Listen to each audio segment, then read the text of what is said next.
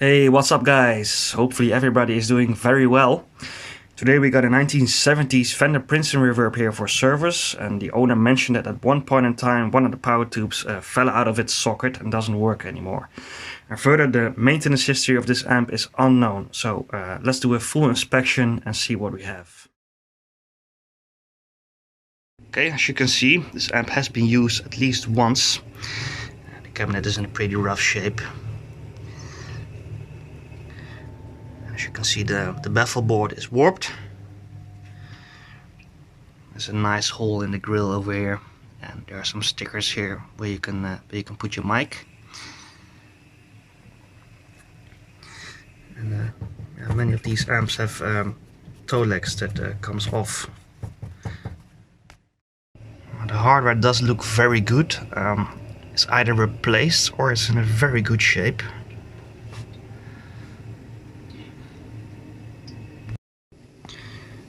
Here's the back of the cabinet.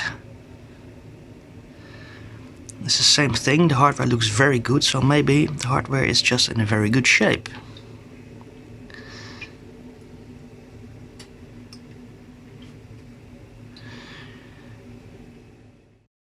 Here we have a nice 12-inch Fender Utah speaker. This amp comes with a 10-inch speaker originally. This is a common conversion that people do to put a 12-inch speaker in this Princeton, and it makes it sound much bigger and has a better low-end response. So correct me if I'm wrong, but 328 stands for Utah, and then you have the year, so it could be 72 or 62, and then the 51st week of it. Serial number is A6 and then 5 digits, so we know that this amp is built in 1976. Now the power tubes are indeed very loose in their sockets. We might be able to retension the pins in the sockets, but we have to see later on. The original battery filter can capacitor is still in this amp. That might have seen the end of its dates, and to protect the amp in the future that might have to be replaced.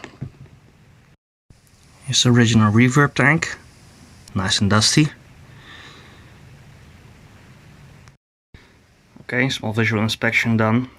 It's now time to open up the amp and take it out of its cabinet and see what we got.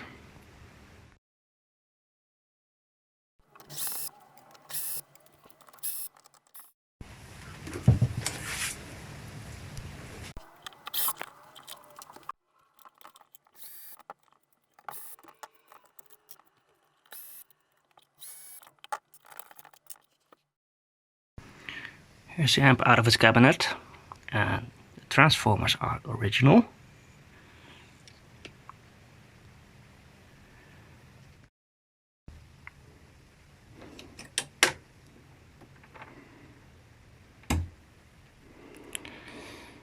JJACC81, that stands for like 1287. That's not the correct tube for the first preamp tube. This amp calls for a 12AX7. The difference is that 1287 has about 60% gain compared to a 12AX7, which is not bad, but it causes the amp to be cleaner, also a little bit darker perhaps. So we might have to replace this one with a 12AX7.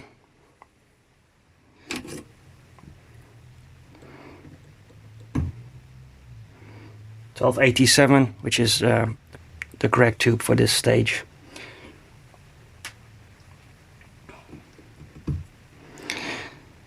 That's another JJ12AX7, which is supposed to be in that stage.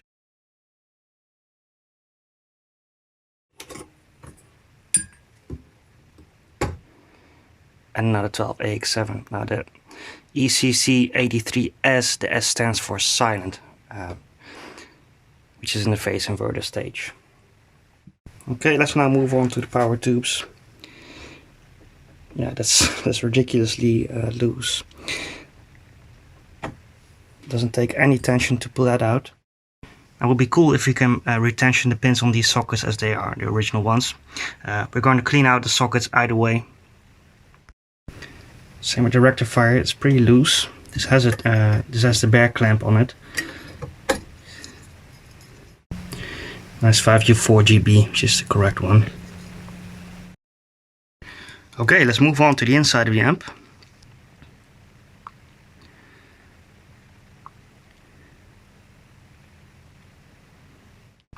As we can see, the amp has still all the original white Mallory capacitors. They might have to be replaced.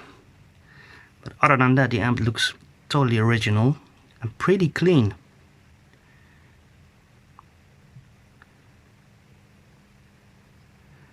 Original filter can capacitor.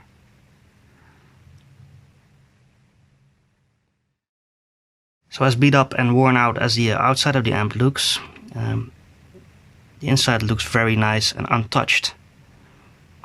No signs of overheating, and all the connections look very nice and tidy. Except for that one over there. Now the connection over here going to the ground of the newly installed 3-prong cord. It's not a very tidy connection, so we can clean it up a little bit.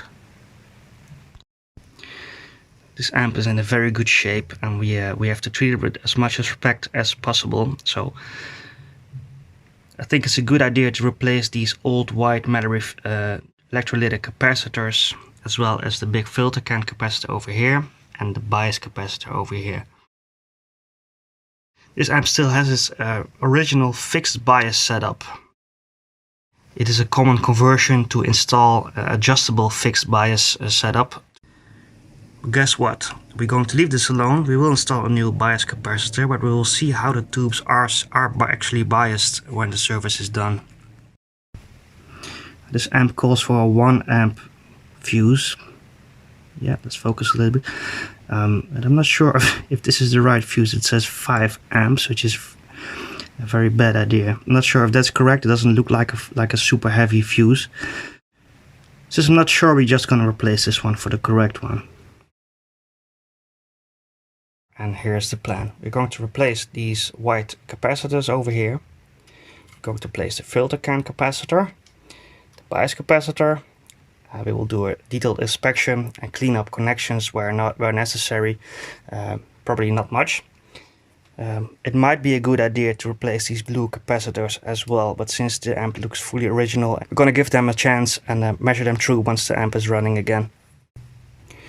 We will clean out all the pots, the jack inputs. On the back of the amp, we're going to clean out all the tube sockets and try to retension the pins on the power tubes and the rectifier tube. We are also going to install new power tubes, a new set of power tubes, as well as a new 12AX7 preamp tube. Okay, here's the disclaimer part. Filter capacitors can store electricity and it might cause instant death. So I've got one pin of the meter connected to ground and one pin we're going to measure voltage. Now it doesn't measure anything, it's already empty I guess, but still we're going to drain this filter capacitor and I will show you how. Here's my homemade drain cable, which is basically just a cable with a big resistor connected to it. One side goes to ground, make sure this is shielded anyway. The shielded side you connect to the first pin of your preamp tube. And this will drain the capacitors slowly.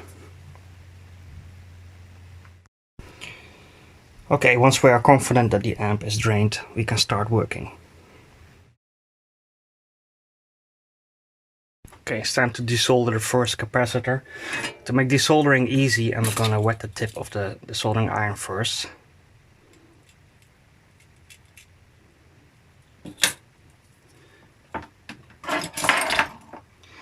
This will help us to transfer the heat a little bit better.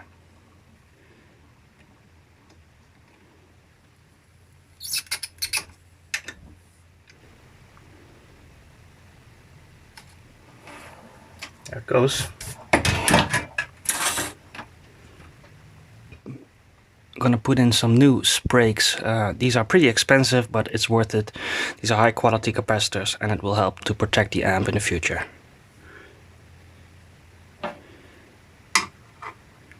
First I'm going to cut them down to size.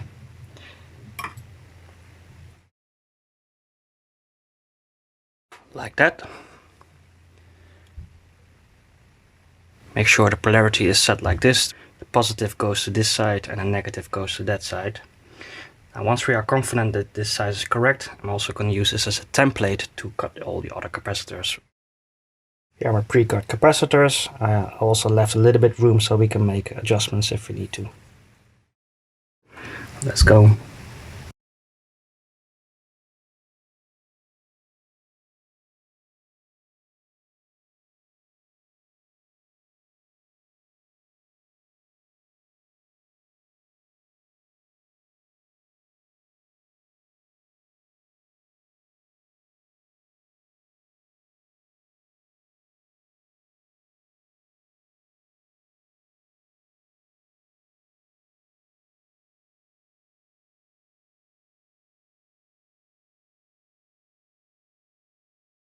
These later Princetons have these 50 microfarad at 75 volt rated capacitors. The early Blackface ones had 25 at 50 volts. I'm gonna up the value a little bit because of the availability with a 100 microfarad at 100 volts. Should not be a problem to up the value a little bit with this one.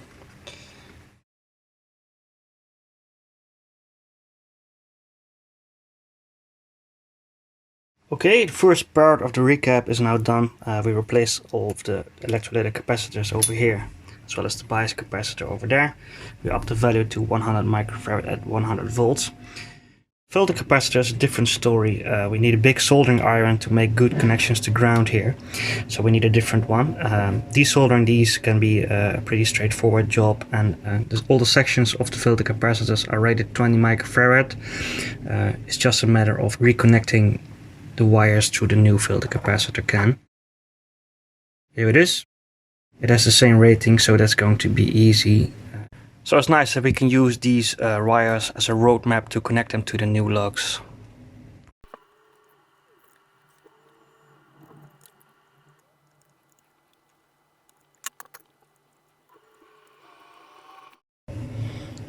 Okay, this feels a little bit brittle. I'm going to reinforce that connection.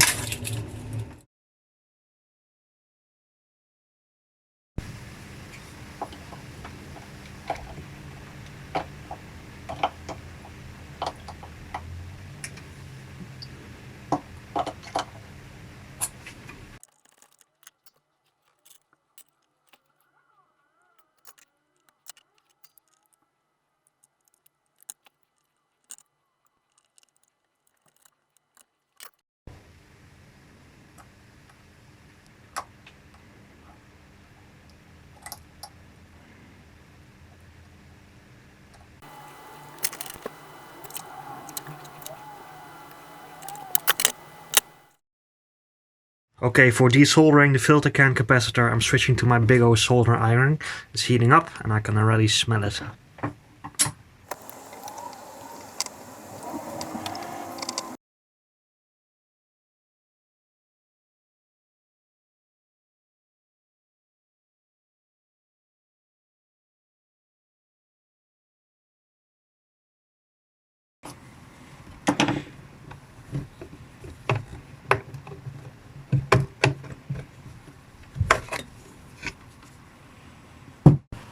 Okay, it's now time to remount the new filter can.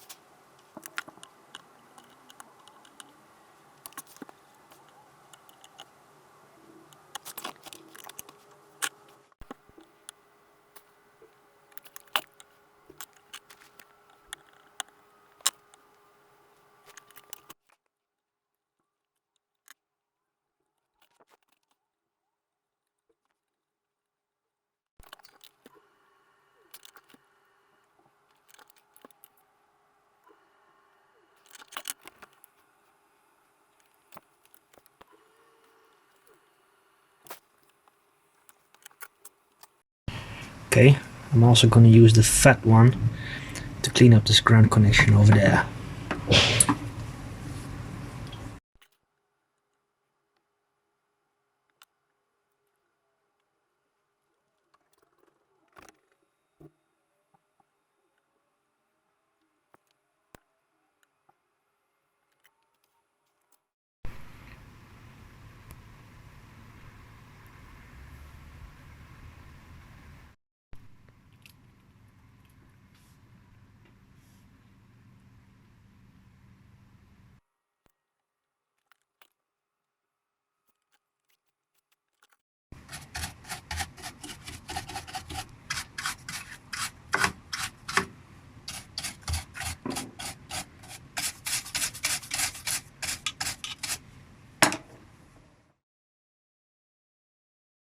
Okay, that's about it soldering wise. Here's what we have done up until now. We replaced the bias cap up here. We replaced the filter can capacitor. We replaced all of the electrolytic capacitors on the circuit board. And we have cleaned up some connections, one at the fuse and one at the main ground point over here.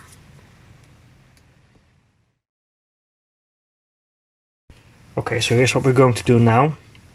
First we're going to put some deoxide in all of the pots and clean those out. And then we will flip over the chassis and look at the tube sockets.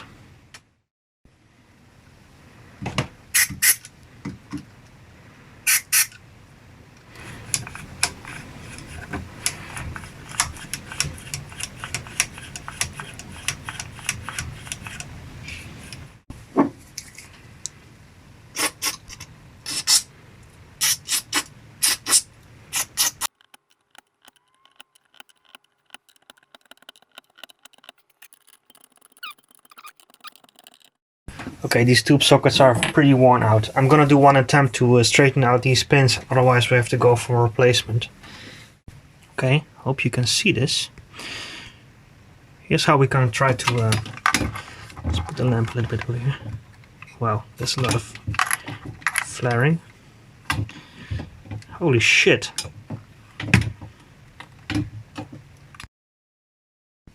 Okay, we're going to carefully try to straighten these pins. Not straighten these pins, but we're going to try to reach out for the pins and gently try to bend them back inwards. I'm going to use a little smaller screwdriver.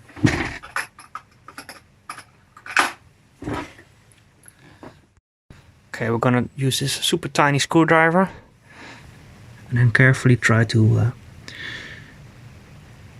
bend one side towards the middle again. We cannot overdo it because otherwise we will break a pin and then the tube socket is gone.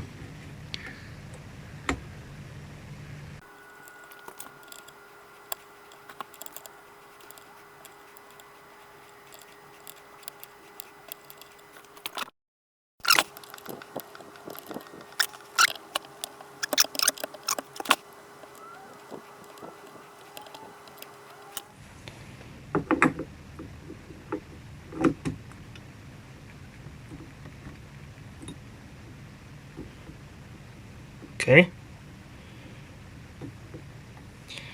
it's almost acceptable.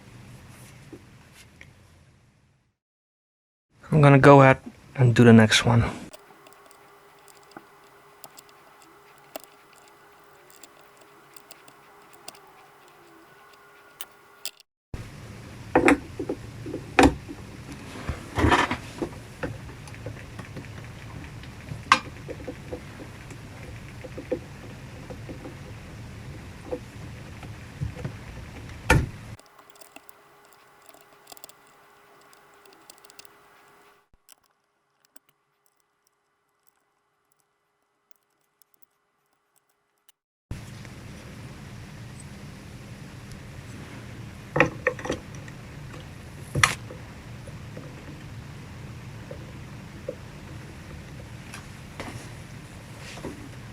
Yeah, these sockets are pretty worn out and they have to be replaced in the future anyway.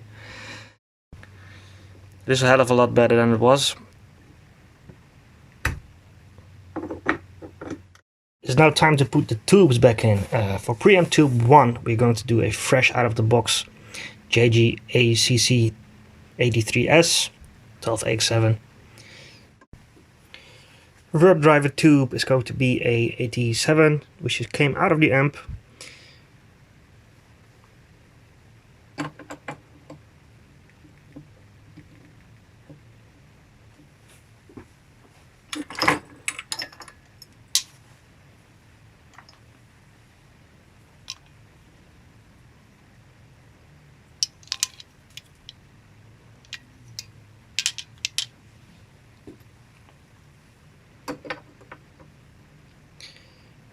AX7 for the recovery tube.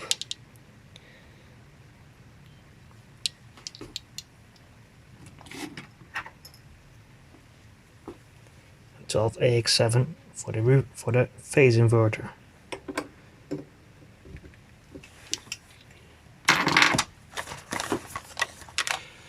For power tubes, I have a new set of JJ's 6v6s.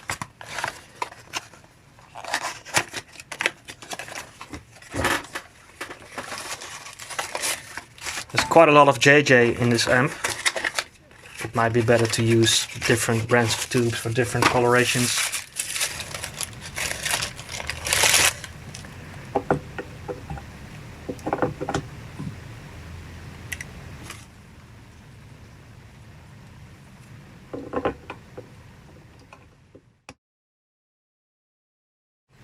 And the rectifier is going to be put back in here.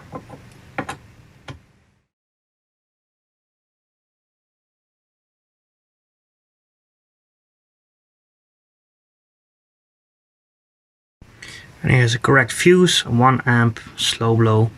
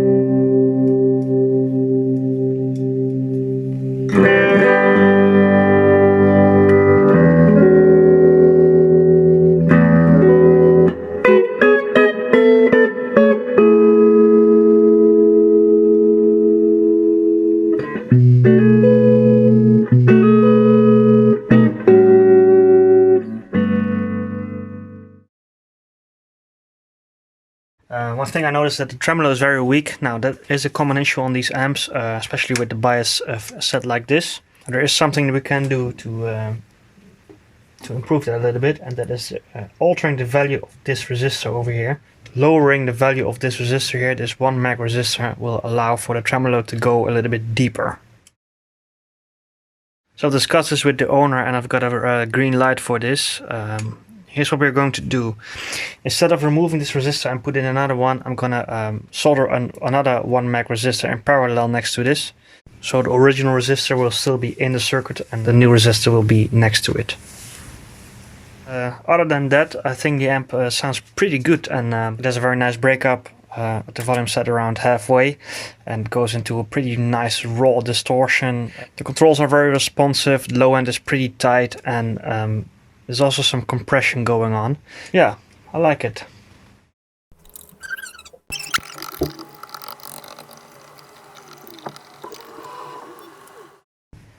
The amp is also pretty silent. There's hardly any noise with the amp all the way up. All the way up. All the way up.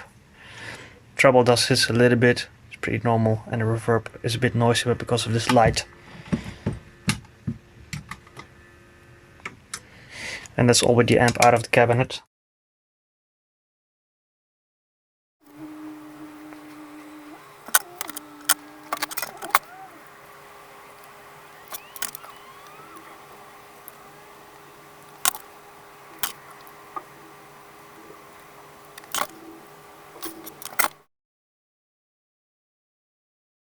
So we alter the tremolo value.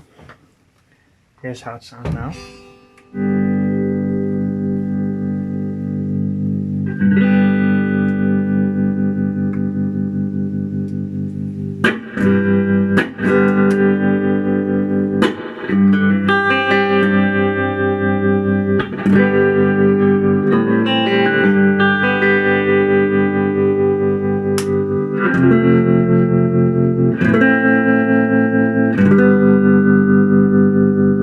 So it's still subtle-ish, but it's more usable.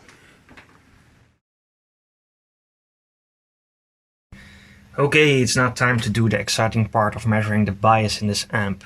We cannot actually measure the bias, but we can calculate it, and the amp has to give us some information for that. We'll use a simple method called the output transformer resistant method, and here's how to do it. We're going to measure a couple of voltages and write them down on a sheet of paper, and then we can calculate the bias. Now be very careful, because we're now going to measure the hottest points in this amp. Do this with your right hand only. The left one should be behind your back or something. First you let your amp warm up, and then we are going to measure the center tap voltage, which is this red wire over here coming from the output transformer. So center tap voltage is 365. I'm going to write that down. Next we are going to measure the plate voltages of both output tubes. That's pin 3. That's where the leads of the output transformer go to. We got 362 on the second output tube, and we got 362 on the first one. So we can already calculate our voltage drop to both tubes, and that's going to be 4 volts, because we are going to subtract the center tap voltage from the plate voltage. Okay, then we're going to turn off the amp, let it cool down. We will unplug it, and we use a drain cable to drain the filter capacitor.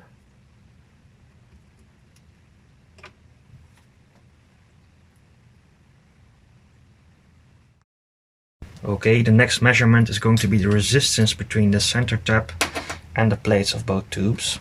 Here we go. We will set our meter to ohms.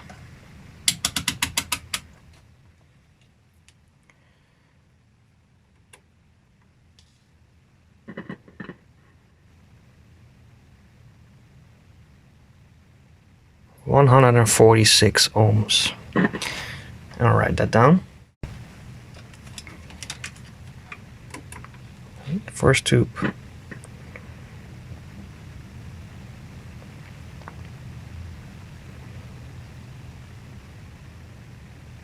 That's 148. Okay, here's our findings on the sheet. We can now calculate the bias current by dividing the voltage drop by the resistance. So let's divide 4 by 148.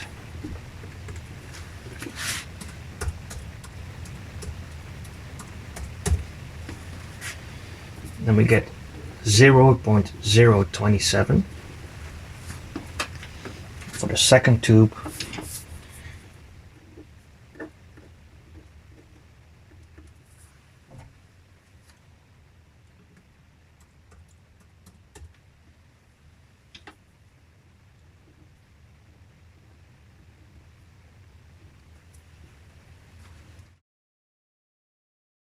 Let's use 3 digits. Okay, so we have our bias current figures. It's 0.0270 milliamps. And the other one is 0.273 milliamps. Now this is actually 0.0273 milliamps.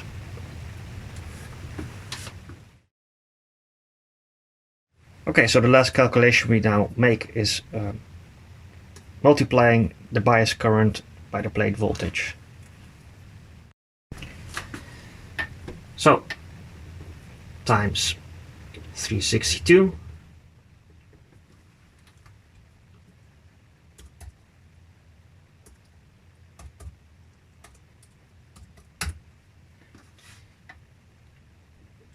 gives 9.77 watts. And a second output tube.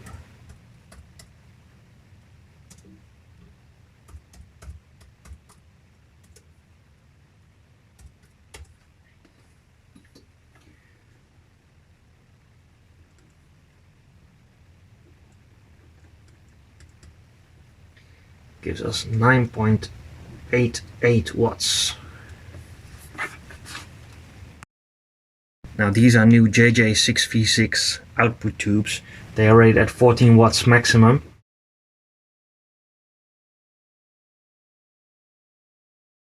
Now a guideline for an ideal bias setting is like 70% of the max, and 70%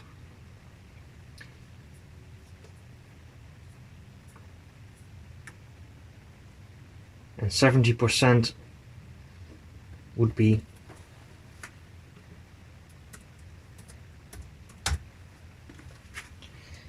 9.8 watts.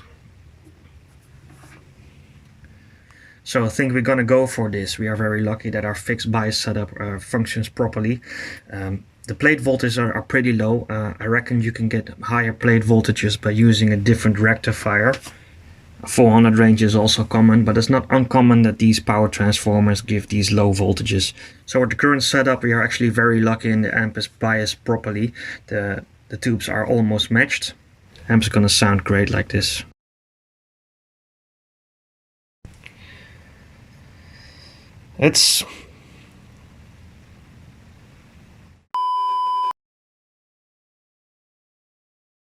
You know what? That's not good enough. Let's replace the sockets and get a reliable amp out of the door. For replacing, we will use these ceramic ones. They will do a great job in this amp. These are very reliable. We will also include the bear clamps. It's now just gonna be a matter of unsoldering all the leads, mount the new sockets and resolder them.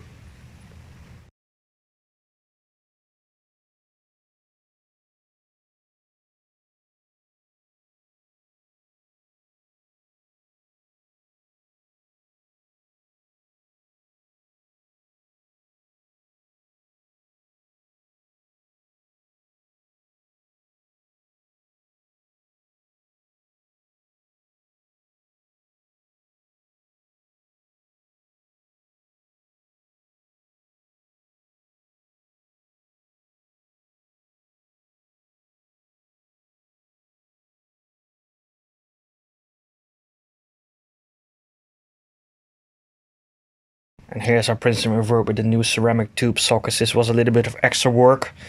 Check it out. This is as tight as can be. That's great.